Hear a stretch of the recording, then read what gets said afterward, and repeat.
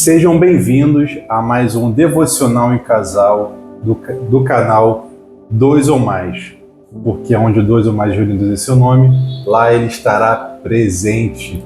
E a porção de hoje será 1 Samuel, do capítulo 21 ao capítulo 24.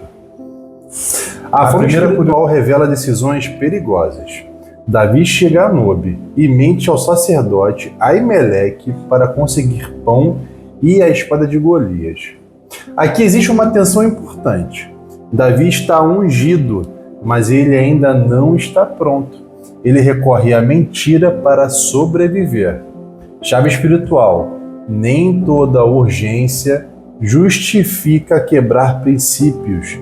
Deus sustenta, mas o caráter é provado no processo. E uma curiosidade profunda é: o pão que Davi come é o pão da proposição, algo sagrado, permitido apenas aos sacerdotes. Depois Jesus cita esse episódio, Mateus 12, mostrando que a misericórdia de Deus é maior do que o ritual religioso. Né? Isso é muito importante, porque às vezes a gente se deixa prender por alguns rituais religiosos para fazer o que realmente Deus nos chamou para fazer, né? Como Jesus, que foi julgado por ter curado um homem, realizado um milagre só porque era Shabat, né? Então realmente Deus não nos chamou para isso, né? Deus nos chamou para seguir os seus mandamentos, né? Mas sempre mantendo o amor. Amar o próximo como a ti mesmo. Né? E aqui é importante porque foi até o que eu percebi na hora, né? Que a gente comentou quando estava lendo. O quanto Davi teve que meio que se embrenhar em mentiras. Sim. Né? Primeiro lá com Jonatas, pedindo a Jonatas para falar para Saul que ele tinha ido a Belém para ficar com a família e tal. E aí agora de novo, né? Quando ele chega ali para Aimeleque e fala que ele estava lá, né, junto com o exército do rei, que ele estava na urgência, enfim. E foi uma coisa interessante porque você mesmo chegou para mim e falou assim, mas ele não era perfeito, né? E é justamente isso, né? Ele estava ungido, mas ele ainda não estava pronto, né? E ele teve que ali contar umas mentiras para sobreviver. Mas é muito importante quando ele frisa aqui, né? Nem toda urgência justifica quebrar princípios. Sim. Por mais que você esteja ali numa situação de risco e tudo mais, saiba que você sabe que é para sua sobrevivência, mas a que preço, o mais né? importante é você honrar o princípio da verdade, né? Com certeza. O medo pode fazer você esquecer quem você é. Davi foge para Gate, terra de Golias, carregando justamente a espada dele. Isso não é só incoerente, é psicológico. O medo desorganiza a identidade. Davi chega ao ponto de fingir loucura diante de Aquis. Ainda teve mais essa também, que ele teve que fingir ali. Quando você perde a consciência da sua identidade em Deus, começa a agir abaixo do seu propósito. O ungido agindo como louco. Nossa, quase impensável, né? Sim. E assim, o cara que derrotou Golias com uma pedra e tava ali, tendo que mentir para poder fugir, para poder se esconder. Então, a aplicação prática disso homens fortes espiritualmente também passam por crises. O problema não é cair, é permanecer nesse lugar.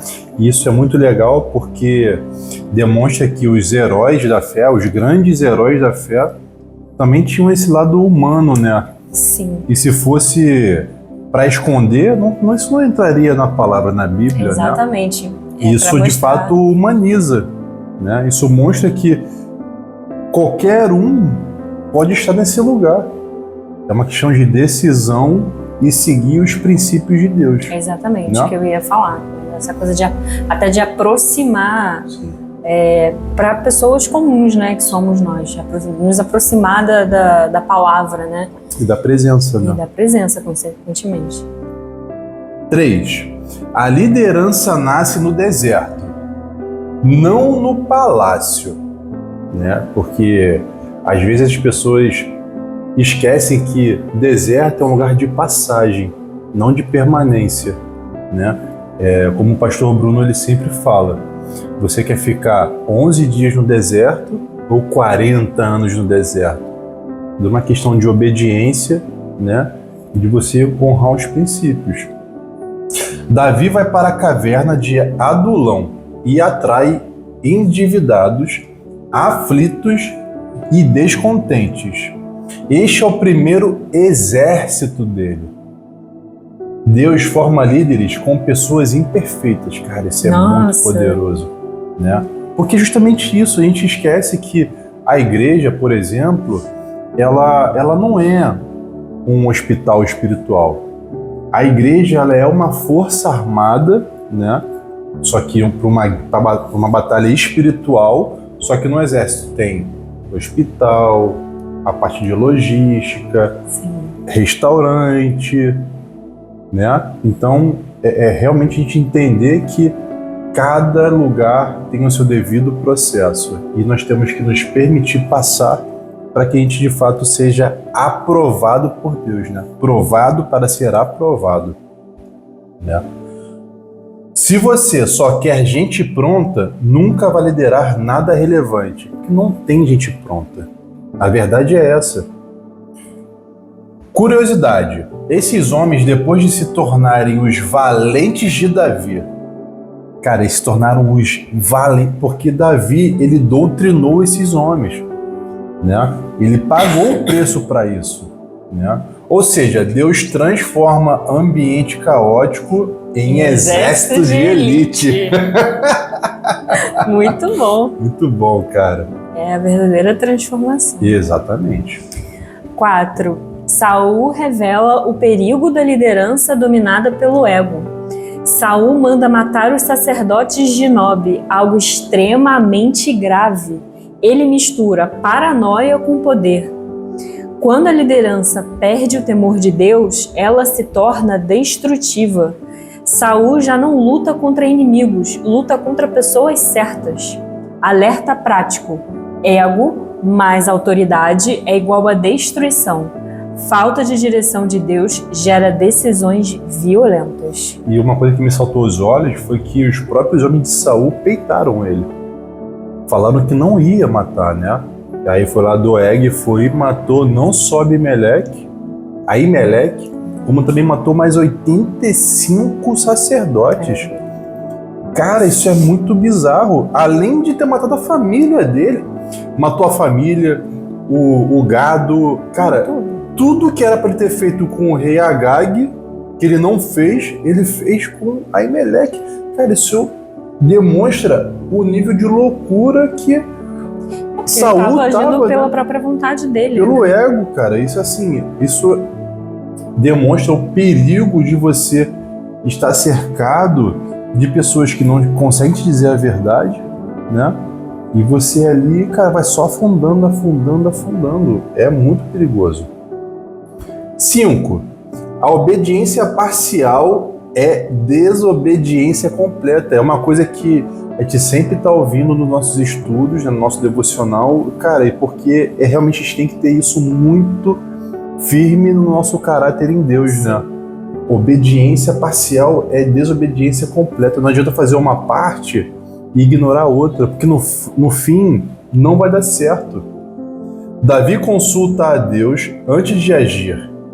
O que a gente tem que fazer sempre, né? Não é, se não deu certo, agora eu vou consultar Deus. Não, é sempre Deus à frente, é sempre Deus a primeira coisa que a gente tem que buscar. Entendeu? E ele pergunta, eles vão me entregar? Ele não age no impulso, ele não age mais no impulso, que tem que ser assim o tempo todo. E a chave espiritual maturidade espiritual é aprender a consultar Deus antes de cada decisão.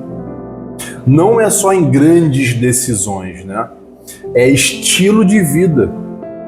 Contraste importante.